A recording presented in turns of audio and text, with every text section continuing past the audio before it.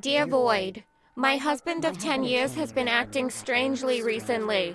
He wakes up quite early, and while I have never known him to burn the midnight oil, the past few weeks he hasn't come home from work until late into the night. He also started wearing cologne, whereas previously his musk was neutral. Am I right to be suspicious? Sincerely, suspicious.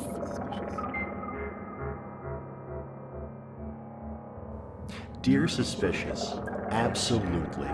The being you describe is not your husband, but a reptilian changeling.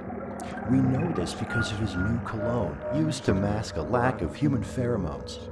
An easy way to confirm this is to challenge your husband to a staring contest.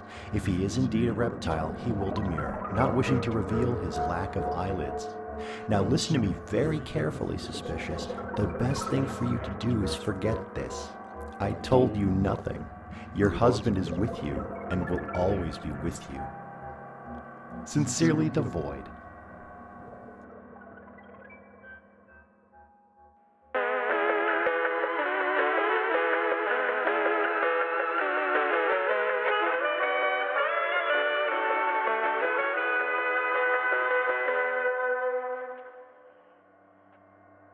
Dear Void, BBC News reports that 800 million jobs will be automated by 2030, approximately 1/3 of the American workforce. I'm worried that my job will be one of these. I'm in the employ of a rich weirdo who pays me to be angry at the moon. Every night I don my cute little uniform, take my post in his palatial garden, and just go apeshit at that softly glowing disc. I scream all kinds of unforgivable slander at the moon, which has never done me wrong, while my patron watches silently from a third-floor window.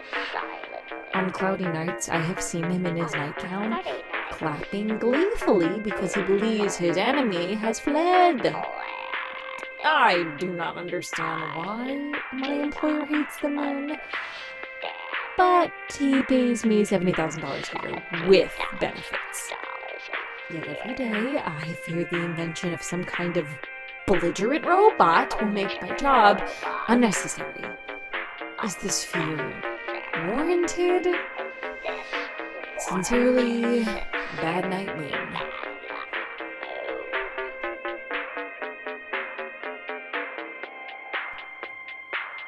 Dear Bad, all fears are warranted, but in your case I have good news. No robot will ever understand what it feels like to be a trembling slab of wet meat subject to the waxing and waning of celestial bodies. You say you don't understand your boss's animus towards the moon, and Bad, I don't believe you. On some level, every human hates the moon, which coldly watches all the dumb bullshit on Earth and has never once tried to help.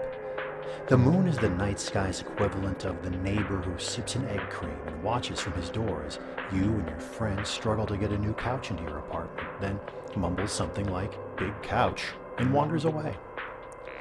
That's the good news. The bad news is that automation will mean heavy competition for your job, as thousands of laid-off bank tellers, truck drivers, telemarketers, insurance underwriters, and retail workers all congregate in your boss's garden, each one madder and sweatier than the last, all of them clamoring to take out the frustrations of late capitalism on that dumbass orb.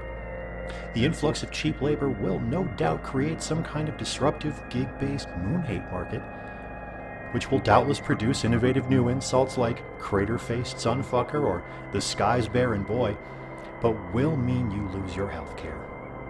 Sincerely, The Void.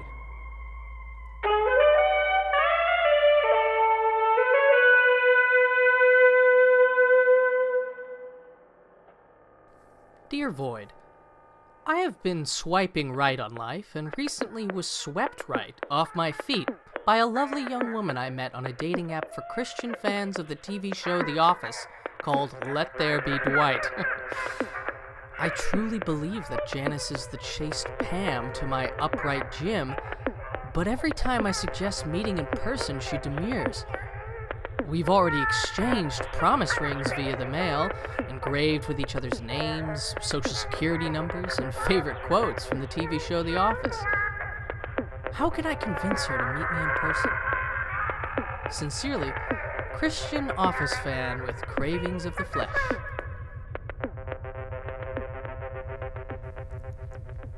Dear Flesh, I hate to be the one to break this to you, but your perfect match is actually your pastor, Pastor Bob, who is testing your faith.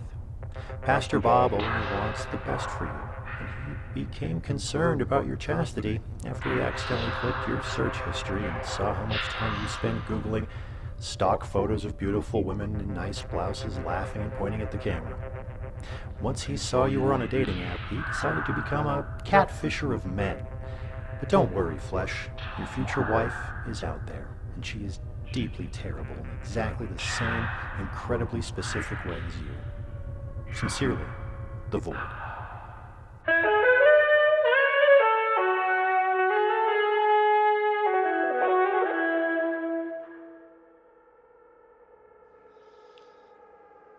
Dear Void, I'm a regular guy with great values.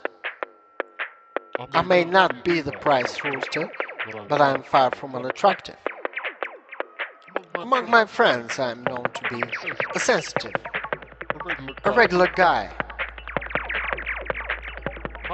My one problem is that women just don't seem to want to date me. I try my damn best, but it seems like every time I try the old yawning stretch with one of my lady prospects, her shoulder turns cold. How do I change my luck? Sincerely, Brrr Shoulder. Dear Brrr Shoulder, there are many potential reasons for your unlucky love life. The actual one is this. Women are repulsed by the strange buzzing emanating from your head, which is caused by hundreds of eggs laid in your brain by Sepa, the Egyptian centipede god worshipped for centuries as a protector. The good news for you, BS, is that your romantic problems are soon to be over. The Sepic hatchlings will eat your autonomic nervous system, compromising sexual arousal, and your body will become a handy vessel for their works. Sincerely, The Void.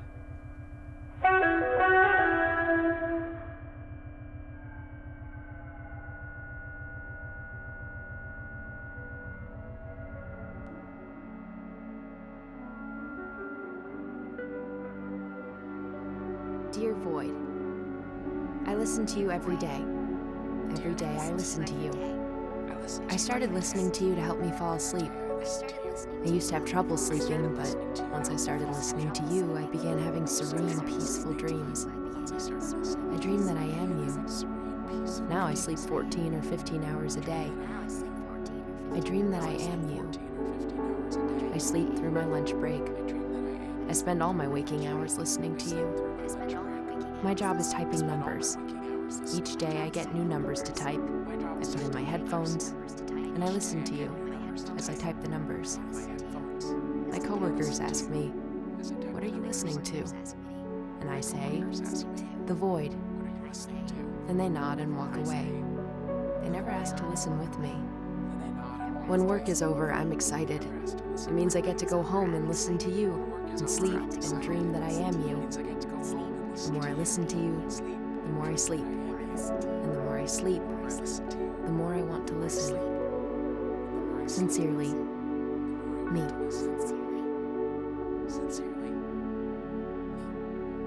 Dear me, your recurring dream is that you are someone other than me. You fall asleep and dream that you are listening to me. Then you wake up and realize you are me. Hope this helps. Sincerely, The Void.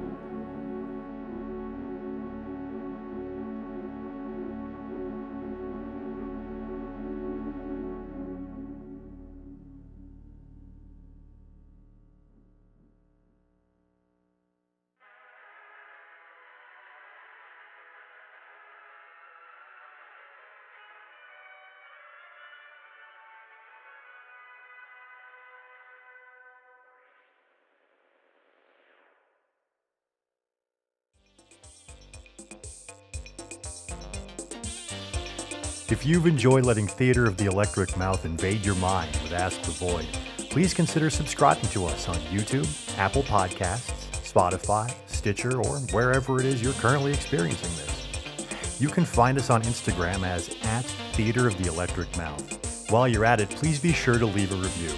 We want to hear from you. Ask the Void was written and directed by me, Davis Alianiello, and features Andrew Clark, Molly Cohen, Helen Laser, Lyubomir Parushev, Cory Ringdahl, and Samantha, with sound by the Mysterious Mac. Theater of the Electric Mouth's theme music is also the Mysterious Mac. Theater of the Electric Mouth is a global theater collective dedicated to titillating your minds through your ears with absurd and literary audio dramas. And just in case you forgot, no robot will ever understand what it feels like to be a trembling slab of wet meat subject to the waxing and waning of celestial bodies.